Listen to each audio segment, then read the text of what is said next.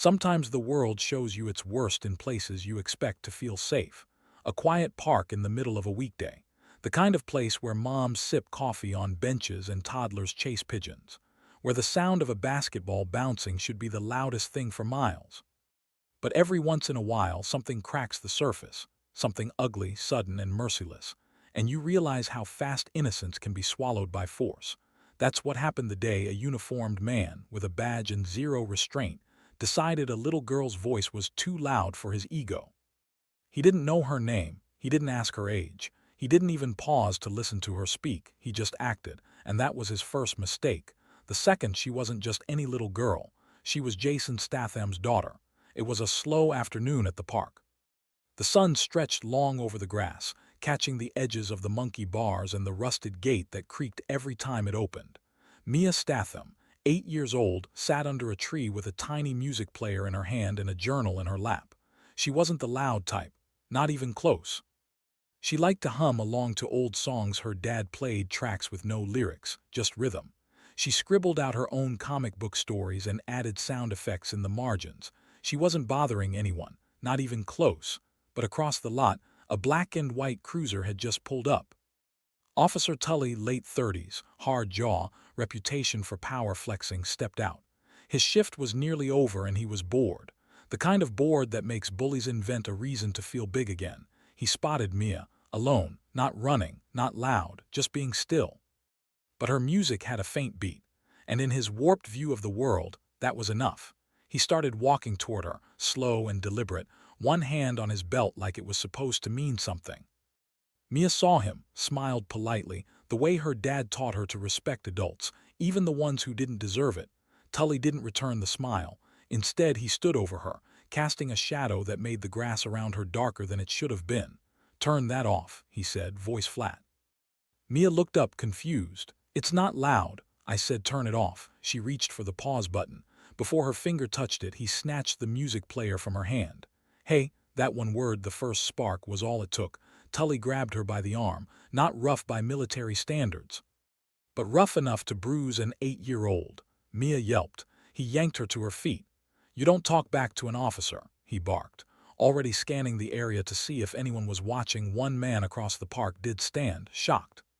But Tully flashed his badge, that universal gag that tells witnesses to sit down and shut up, and most did. Mia's eyes welled, but she didn't cry, she didn't scream, she just whispered, "You shouldn't touch me like that." Tully leaned in, smug. "Why not?" And she said the words like a storm was coming. "Because my dad will come." Across the city, Jason Statham's phone buzzed in his pocket. He was under a car, wrench in hand, pretending to live a normal life. The garage was quiet, music playing low, grease under his fingernails, the kind of peace he only found in places where nobody asked questions. But the second he saw the caller ID park emergency line, that peace shattered. He stood up fast, didn't wash his hands, didn't say goodbye.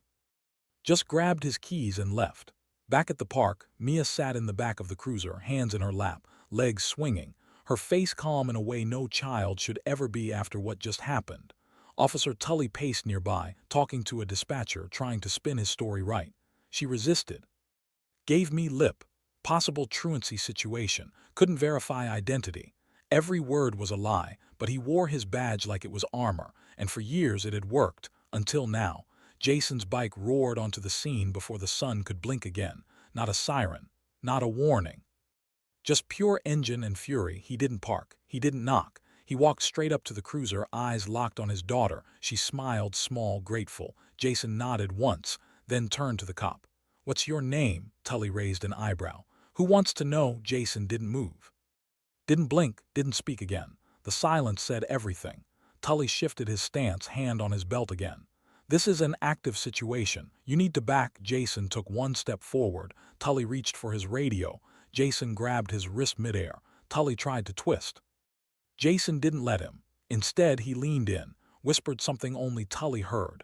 The color drained from the officer's face. He let go of his belt. Jason let go of his wrist. And just like that, the balance in the scene flipped. The playground kids stopped. The parents stared. Even the wind seemed to pause. Jason opened the cruiser door, helped Mia out gently, checked her wrists, checked her face. She nodded once. Then he turned back to Tully. "You're going to report what happened, truthfully, And you're going to apologize. Tully scoffed, shaky. Jason stepped closer. You know what I did before I ran a garage? Tully didn't answer. Ask anyone from Black Watch, Task Force 17 or Echo Zero, or don't, you'll find out anyway. And that was it. He turned, walked his daughter to the bike, put her helmet on, lifted her up like it was nothing, rode away, left nothing behind but silence and a man who'd just been face to face with something that didn't flinch when threatened. But it didn't end there. That would have been too easy, because by the time Jason got home, 3 men in suits were waiting. They stood outside his front gate, plain suits, clean shoes, government, not cops, not local, real silence. One stepped forward. Mr. Statham, we need to speak. Jason didn't break stride. You just did. The man nodded, unfazed. You were seen. At the park. A classified profile was flagged. Jason opened the gate. Then unflag it. The second man spoke. We think you're being set up. That incident wasn't random. The officer, Tully, he's got a sealed record. 2 years undercover, private contracts. One name keeps popping up. Jason stopped walking. Whose? The man handed over a file. A single photo clipped inside, a man with a scar across his cheek. Jason's jaw locked. Dalton Ricks. He hadn't heard that name since Syria, and the last time he did, someone he trusted bled out beside him. Ricks didn't just resurface. He'd sent a message, and he used Jason's daughter to do it. The man in the photograph stared up at Jason with dead eyes frozen in time. Dalton Ricks. A ghost from the sandstorms of Syria. A name that once meant classified black site operations, and an off-books kill list nobody dared mention out loud. Jason had buried him a long time ago, not in the ground, but in a locked part of his mind he never wanted to visit again. Seeing that scarred face now wasn't just unsettling. It was a message, a warning, and a challenge. He flipped the file shut. Where was this taken? The agent didn't blink. 2 days ago, private security cam from a weapons dealer in Prague. He's alive and he's here. Jason's voice was gravel. Why come through a park? We think Ricks didn't send anyone, the second agent said. He baited someone already dirty. Tully was compromised. The assault wasn't random. It was a signal flare. Jason looked through the bars of his gate. Mia sat on the porch inside, drawing in her notebook, headphones back in her ears. Back to safety. Back to pretending it never happened, but Jason knew better. This was far from over. Where's Tully now? The lead agent shifted. Disappeared. His badge was deactivated 15 minutes after your confrontation. Jason narrowed his eyes. Someone cleaned it up. The man didn't deny it. Jason walked to his garage. Inside, everything was the same. Tools hung on the wall with perfect spacing, motorcycle engines half disassembled with surgical precision. But something felt off. Like dust had settled somewhere it didn't belong. He grabbed his black duffel bag from the locker. The one he hadn't touched in years. Inside, a worn tactical vest, a rusted compass, and a small steel case. He opened it. His watch was still ticking, but the time on it had been reset to 9:11. That was no coincidence. That was a signature. Back in Syria, Ricks had a habit of syncing all operations to one exact timestamp. It was his obsession, a way of maintaining control. When everything fell apart, Ricks still believed he was running the timeline, and now he wanted Jason to know. The game was active again. Jason didn't tell Mia where he was going. He didn't tell her why. He just kissed the top of her head, handed her a note with a phone number only 2 people in the world had memorized, and said, "If anything feels wrong, call this. She'll come." Mia looked up at him, her voice soft. "Will you?" Jason nodded once, always. Then he was gone. Jason met the agents at a covert airstrip 20 minutes outside the city. No questions asked, no names spoken, just clearance codes and the sound of propellers slicing through fog. The flight was tight and quiet. Jason didn't speak. He closed his eyes and remembered Fallujah, Yemen, Kabul, and all the places that had stolen pieces of him. But this wasn't about the past. This was about who was still alive in it. They landed in Prague under gray skies. Cold air met his skin like memory. A black SUV pulled up, no tags. Inside sat a woman with a jagged scar above her eyebrow and a pistol on her hip. "Statham," she said. Jason got in. "Still breathing, I see." Claire Holt smirked. "Barely. Heard you've been busy punching cops." He didn't smile. "Got worse." She handed him a photo. It was the same one of Ricks, but this time it had a timestamp. Ricks was here 3 days ago. We traced him to a storage unit under the train depot, military-grade security, multiple exits. Jason studied it, any movement, nothing since, but I doubt he was alone. They drove in silence until they reached the depot. Jason didn't wait for backup. He walked straight through the loading dock and toward the access tunnel, his hands open, his face unreadable. Claire followed with quiet urgency. They entered the unit.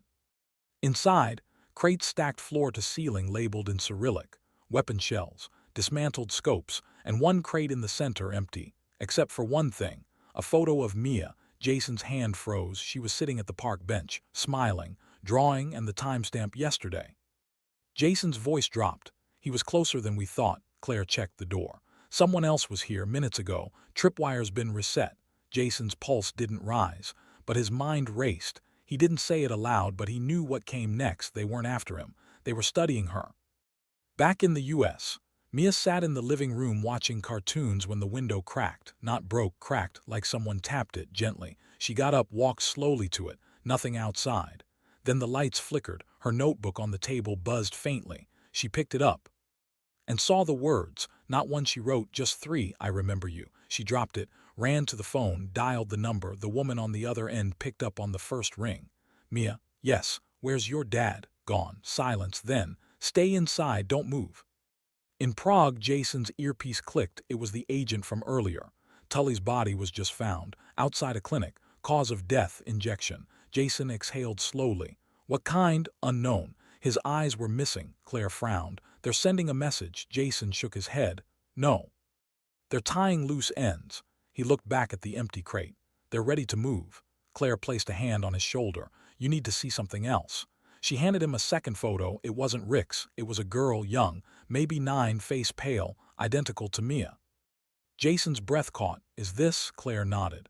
Taken in a lab. Rick's isn't just alive. He's trying to recreate what you buried. Jason didn't speak, but in his eyes, fire. The photo burned in Jason's hand even though it wasn't on fire. The lab lighting in the image was sterile and cold, but the girl's eyes, they were alive. Not in the way clones were supposed to be, not programmed or still. They shimmered with something real, something stolen. Claire watched him, waiting.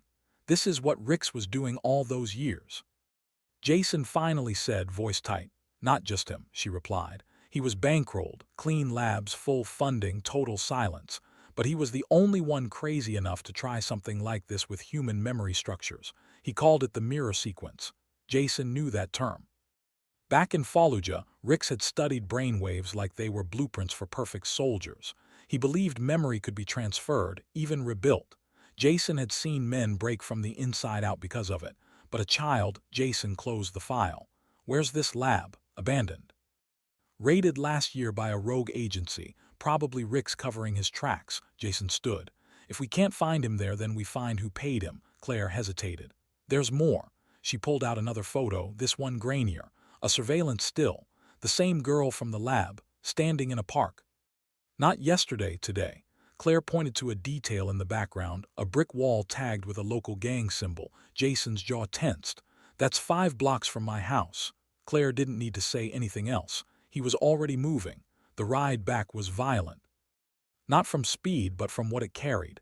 Jason's thoughts slammed between fury and fear. Rick's had crossed a line few men dared, and now he was using children, his child, as bait. This wasn't about leverage. This was a message. A psychological strike. Jason didn't care how advanced Rick's plan was. He was about to break it with his hands. Meanwhile, back in the States, Mia sat in a safe house under a false name with a woman who didn't talk much. Just cleaned her gun slowly, like it was a nervous tick. Mia didn't ask many questions either. She just drew. But today she didn't draw cartoons, she drew faces. One looked exactly like hers, except older, colder. She slid the paper away and stared at the window. Outside, the wind changed. She felt it. Before the woman in the next room did, before any system registered it.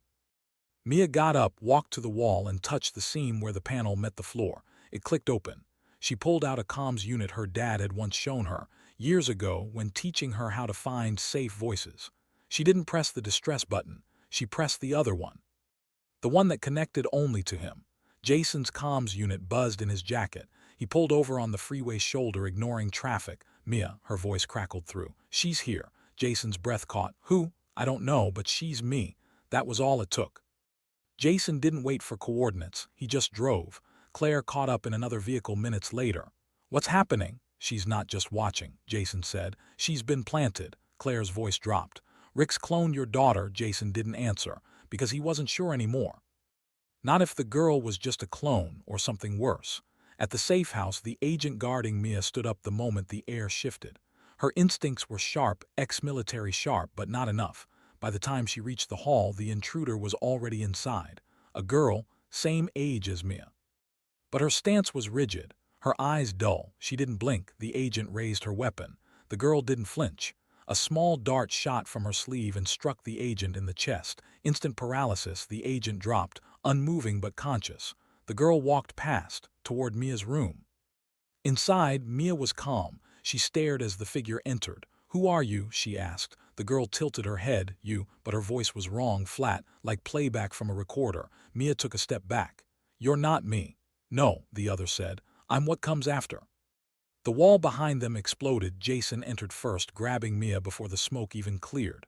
Claire followed, weapon drawn. The other girl didn't move. She just stood there, unharmed by the blast. Jason turned to her, gun ready. She stared at him, unblinking.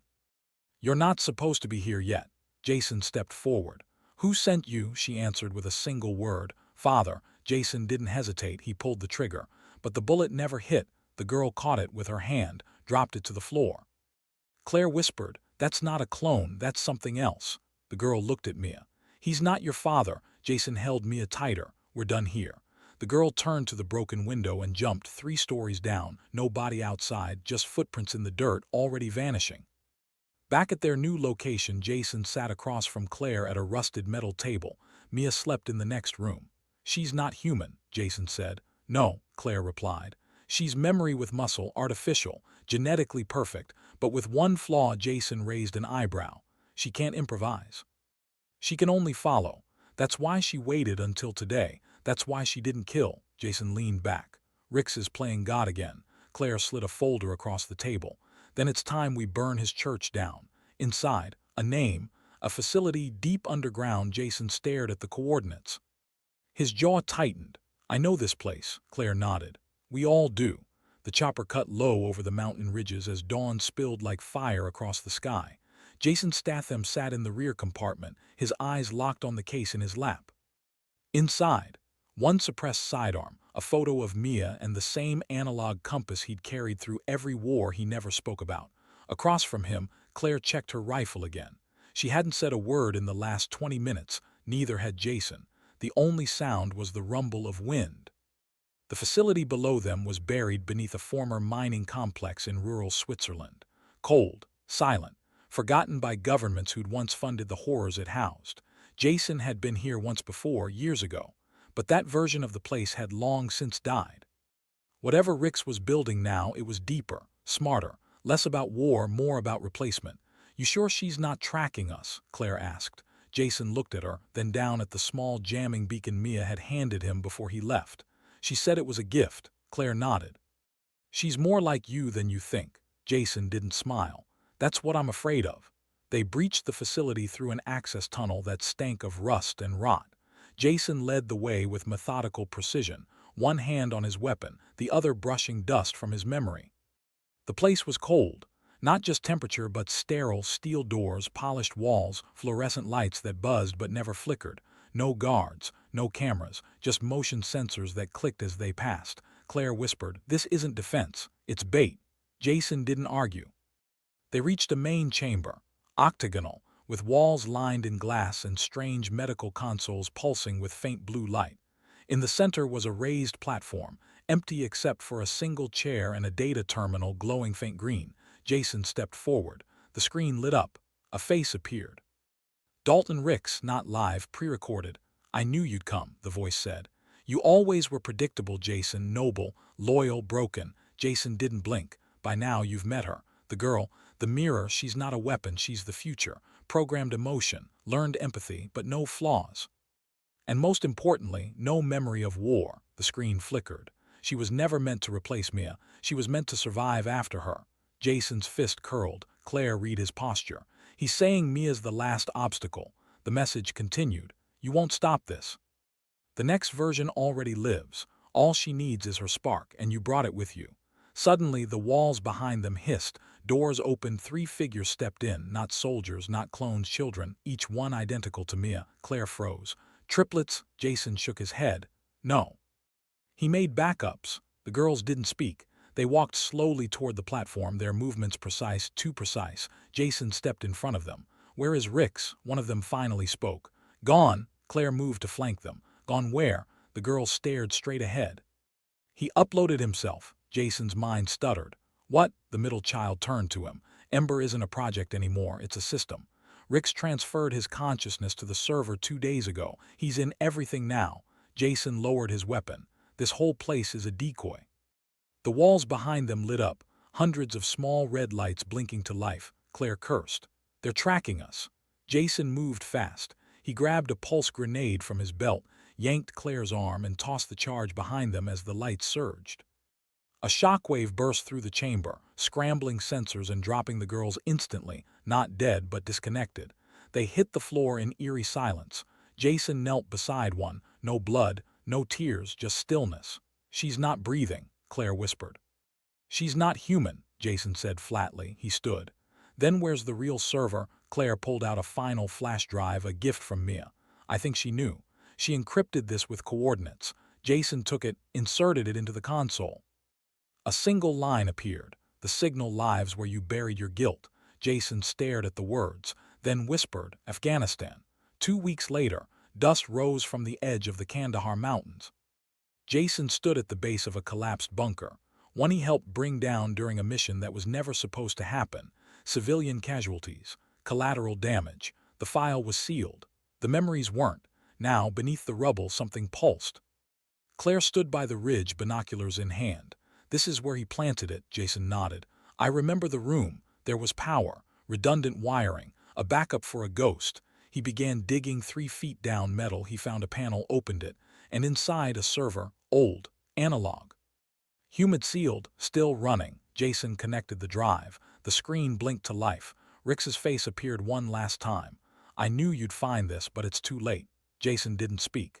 You think you're still the hero, but heroes don't win anymore. Systems do. I became the code. Jason pressed a command on the panel, then die like one. He inserted a kill switch drive, something he designed himself years ago for systems just like this. Rix's voice distorted. Jason, wait. The screen fizzled, smoke. Then silence. Claire watched from the distance as the lights died out one by one. It was done. But even Jason didn't breathe easy, because a question still lingered. If Rix was in the system, where else had he copied himself? Back home, in Mia, or worse, in someone who hadn't activated yet. Back in the States, Mia sat on the porch with her drawing pad. The wind blew gently through the trees. A delivery truck slowed near the gate. She watched it with calm eyes. The driver leaned out. Package for Jason Statham. She walked to the gate, accepted the small box. No return address, no markings. She opened it. Inside, a single folded paper, a sketch of her signed with the initials DR. Mia blinked, then slowly tore the paper in half. She looked up at the sky, eyes fierce, not scared, prepared. Whatever was coming next, she'd be ready.